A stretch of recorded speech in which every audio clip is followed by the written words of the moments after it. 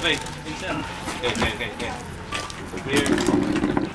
Clear. Okay na? Dito na lang? Yes, sir. Okay. General Gatsa dyan, sir. RD.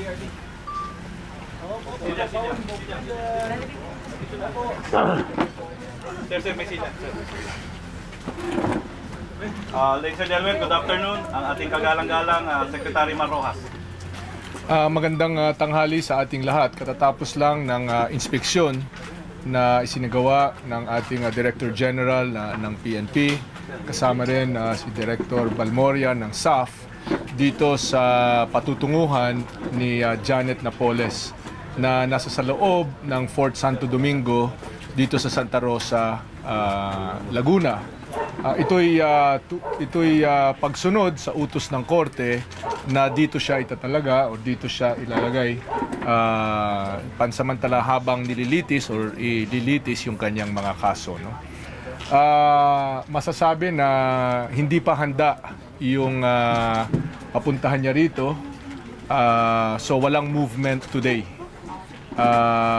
May mga idadagdag na rehas sa lugar at yung CCTV ay ikakabit at yung pagsisiguro ng mga hinge sa isang pinto ay kailangan pa mangyari. Yung lugar na magiging detention facility niya ay tama nga, ito yung dating nagamit ng iba pang mga high risk, high profile na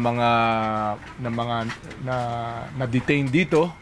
Masasabi ko na may rehas ang pinto, may rehas ang bintana, yung bubong, yung ceiling mismo ay may rehas din, no? So galing sa ceiling, hindi pwedeng basta-bastang makapasok or hindi rin pwede na basta-bastang lumabas or umakyat na dadaan sa ceiling. Yung kwarto mismo na kung saan siya lulugar ay more or less 25 square meters na may rehas din yung pinto doon sa kwarto na yon. Lahat ng mga bintana ay may rehas at dadagdagan pa ito ng mga kinaukulan sa darating na mga oras. Maglalagay tayo ng CCTV para ma-record lahat ng mga mangyayari, labas-pasok ng tao o kung anuman. Itong CCTV nito ay tututok doon sa entrada nung building o ng lugar na yon, no? At meron ding isa sa visitors area. Naggumawa na ng operational plan ang SAF at ang CIDG at sa pagbabantay dito. More or less, there are more than 300 na mga SAF na sa kasalukuyan ay naandito at regular na naandito. Kabahagi dyan ng permanent unit na dito talaga na talaga at dagdag pa dyan yung mga nagte-training dito. No?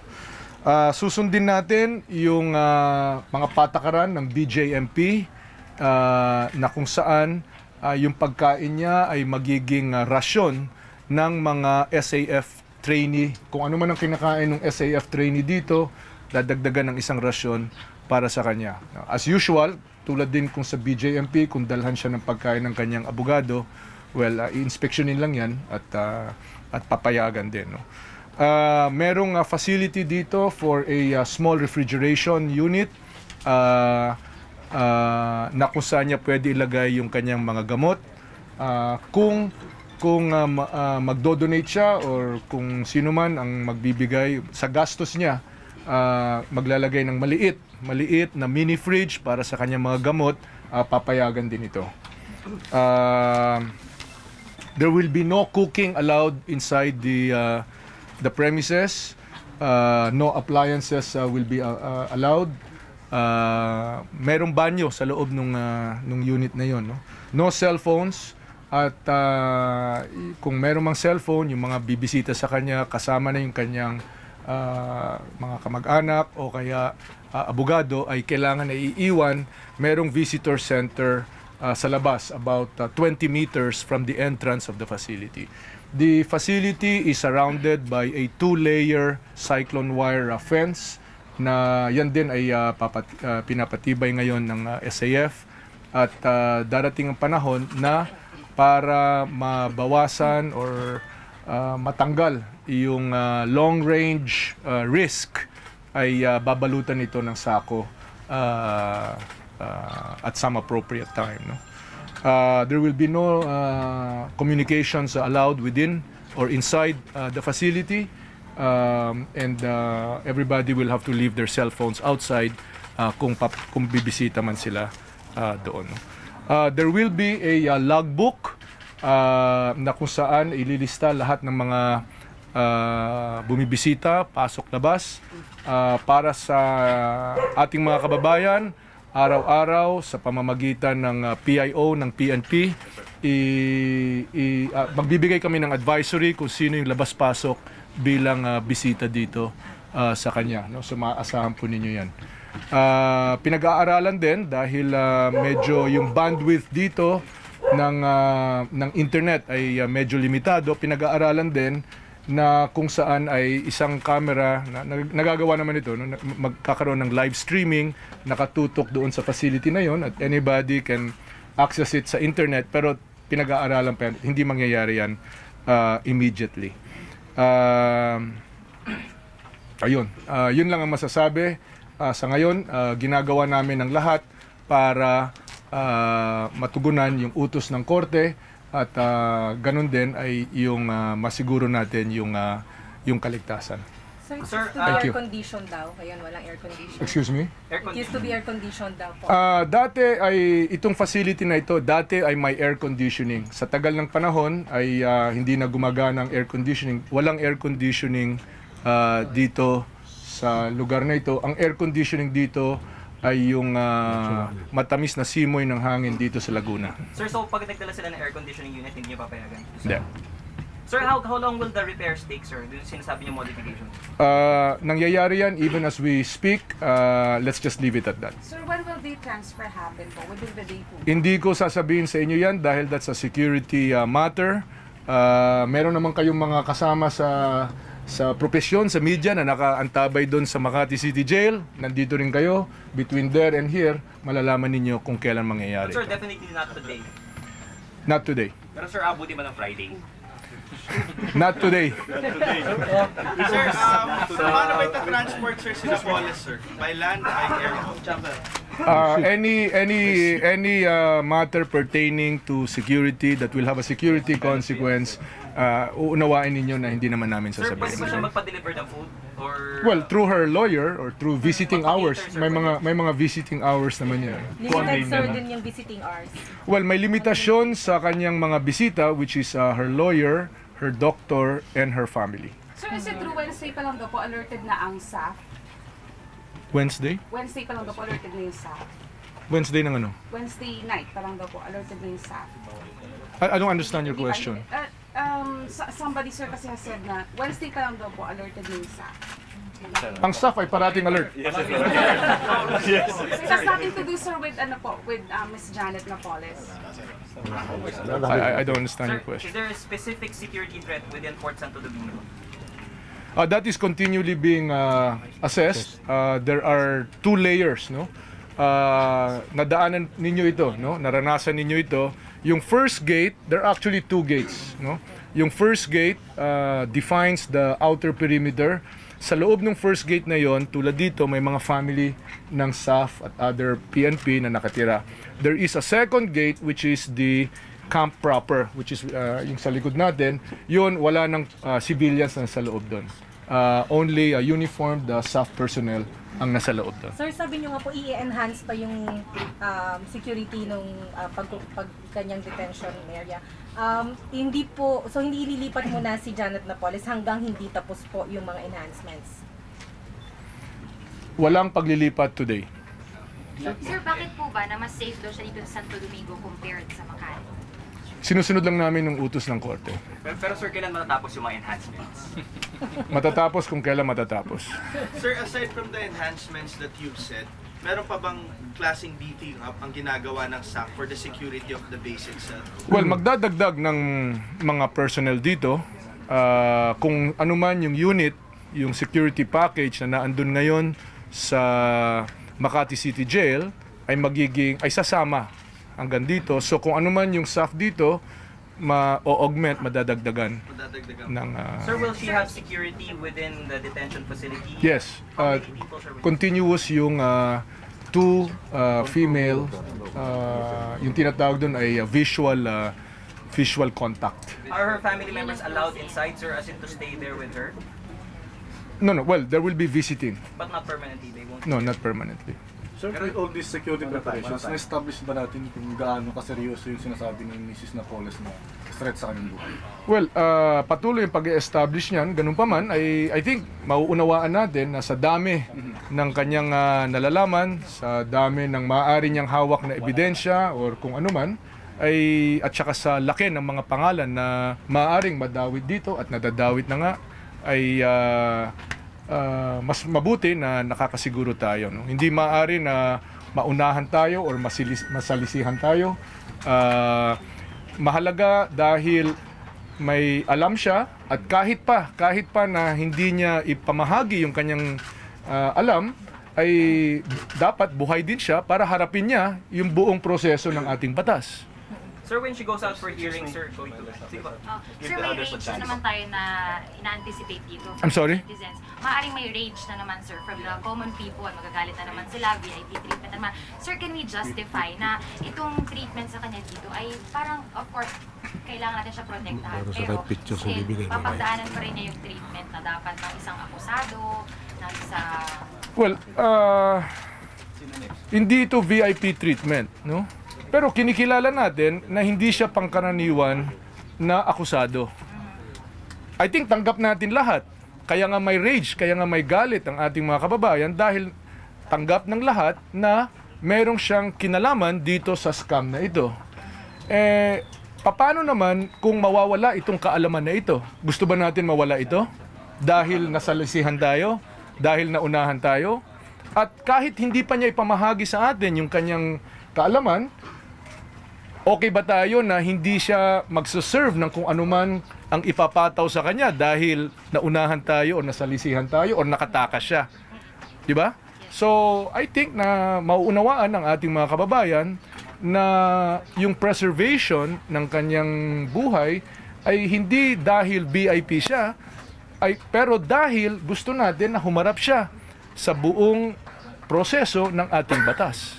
Pero sir, sorry po, pero sir, may ano ba tayo? May assurance ba tayo from her? Of course, medyo na sasagutin niya lahat ng tanong na kailangan. Kasi baka mamaya sabihin ng mga tao, sige tanggapin natin na ganyan katindi yung security sa kanya kasi meron siyang nalalaman. Pero what if biglang hindi naman siya magsalita? Kahit hindi siya magsalita, kahit, yun ang nga sinabi ko kahit hindi niya ipamahagi, kahit hindi siya magsalita, kahit hindi niya ibigay kung ano man ang ebidensya na nalalaman niya, haharap pa rin siya sa buong proseso ng hustisya, di ba? Bilang akusado.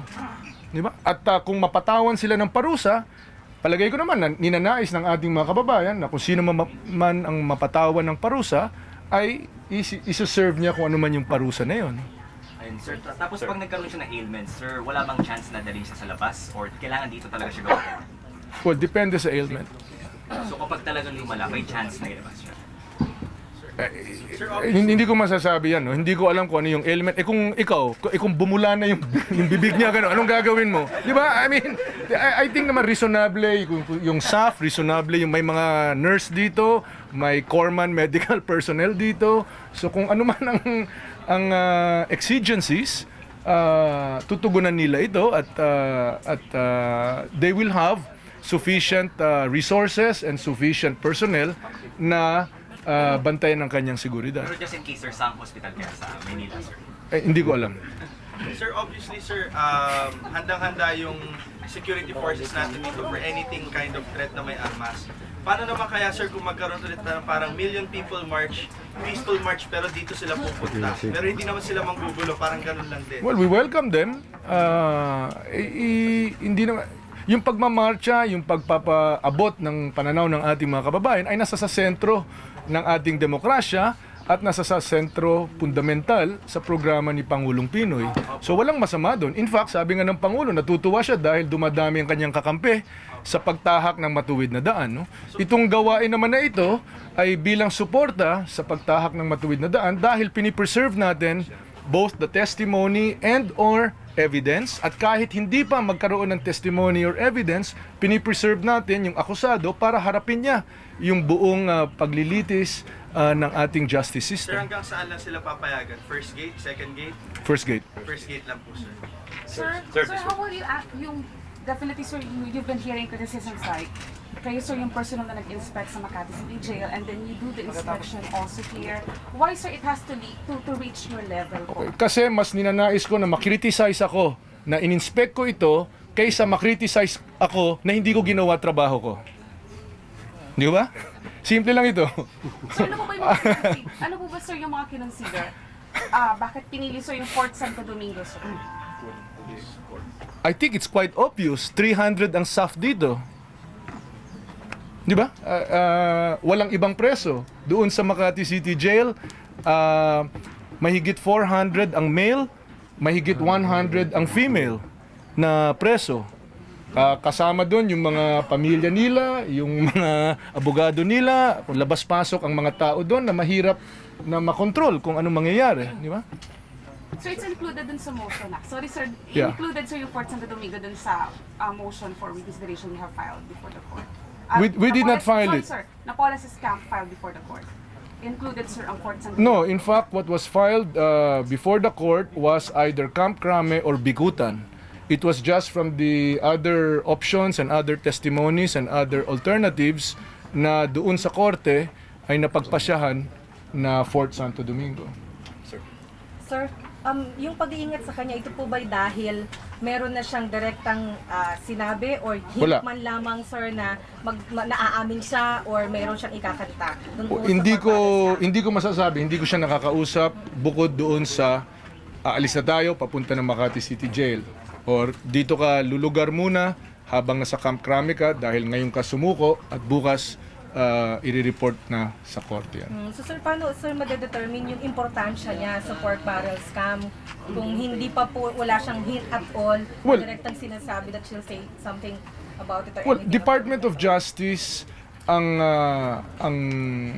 maghahain ng mga kaso. Ombudsman ang maghahain ng mga kaso. No? So, kung hindi niya sila kausapin, wala siyang sasabihin, palagay ko okay din lang dahil buhay pa rin siya para harapin kung anuman ang sakdal na ihahain laban sa kanya. Di ba? I mean, either way, panalo ang tao dito dahil malalaman natin ang katotohanan at mapapanagot natin kung sino man ang dapat na managot. Sir, expected sir na may kakausap sa kanya na DOJ or anybody from the government para sir i-determine kung ano yung pwede niya i-share about the Well, we leave it to the DOJ, we leave it to the prosecuting entities. Kami dito, ang trabaho namin ay siguraduhin yung kanyang security. Sir, Yeah. may concern lang po sa distance ng travel time niya from here to the hearing or her arraignment sa Makati, sir. Ano po bang, how will you handle this, yung security? Well, that is one of the challenges that we face. We will assess that after, I think there will be an arraignment at some point. Pecha Nueva ata. So we will assess the cost, the security risk, etc. And also, we've been handling more severe cases of security. This is just a simple case of security. So, ibig sabihin, hindi problema itong security. We can handle this. Okay? Pero mas maganda na nandito siya para mas madali naman ang trabaho namin. Sir, can we see the facility for ourselves, sir? Can we go there and see? You will, The PNP will release pictures. No? We cannot. We prefer not to allow you inside because then everybody will see how to get there and mas madali makapagplano kung meron man silang masamang gawa. Follow up lang, sir. Clarification lang, sir. Doon sa sinabi yung no appliances aside from the refrigerator, sir. Walang appliances absolutely. Ventilador, Well, ventilador pwede. I meant cooking appliances. TV, sir. But There's no TV. Radyo wala. No If they donate, sir, okay lang. Ito magdadala sila. Tatanungin ko sa BJMP kung ano yung policy nila. Susundin namin sa abot ng aming makakaya kung ano yung policy ng BJMP. So sir, laptop computers, yung mga ganun. Hindi. Sir, follow up na dun sa if the court rules na dito po mag-hearing, kaya po ba or pwede? Yes, we can. Yeah. Sir, since nag-surrender po si Ms. Napoles, we haven't heard anything from her. How is she doing? Is she stable emotionally? Is she encountering depression or whatever? I don't know. Please just ask the lawyers, siguro. Yeah, you ask her lawyers. Hindi ko alam. Wala po siyang mensahe na naisip parating message in about. Maybe the lawyer can talk to you better. Ayun nga po, sir, according kay Attorney Kapunan, meron daw siyang suicidal tendencies. So, meron bang magbabantay sa kanya 24/7 kung baka kung anong gawin niya sa sarili? Yes, we have somebody guarding her 24 hours, 24/7. So, yung privacy niya talaga na may impede at some point. Not necessarily privacy impeded. Okay, last two questions. Yes, Sir, yung mga dadalaw po sa kanila mga kamag-anak niya o abogado niya, meron po bang oras ng dalaw dito at o kaya pwede po ba silang mag-stay sa Sa abot kaya ay susundin natin yung patakaran ng BJMP na 8 to 12, 1 to 5 ang visiting hours. So hindi yung i-allowed na magkaroon ng merong gusto sumamang pamilya sa kanya na diyan mag-overnight? I-assess natin pero sa ngayon ay wag muna. Okay. Last one question. Sure. Siguro categorical na lang sa mga sinasabi kasi na yung ano man yung, although wala kayong hint na sinabi nyo, yung ano man yung testimonya ni Napoles ay hindi ito scripted at hindi lang yung gusto niyang marinig o yung gusto niya sabihin, yung kanyang sasabihin. Kasi parang ever since sa surrender, parang kay Pangulong Aquino and then all throughout yung sa kanyang custody, kayo yung in charge. So she will never be dictated or hindi scripted yung kanyang testimony. Assurance na, sir. Ginagawa natin ang ating trabaho. Salamat. Okay. Sir, sorry po, habol lang. Kasi sure marami na naman magtatanong. Pwede lang po sir, nagpa-breakdown lang po kung ano-ano po yung meron siyang facilities inside. Kasi sabihin ng iba, baka mamaya share at yung bed niya or something. Share ano? Share at yung mga social na kama. Ano? Yung magandang kama yung may Ang kama niya ay isang double deck na steel frame na siyang pangkaraniwan na kama ng mga trainee dito. You will see that in the picture. Yeah. Makikita po yan. Kailan po tayo makakakuha? Later. We will send you, sir. We will get it from PIO. We'll do it immediately. Okay? Okay. Thank you. Thank you very much, sir.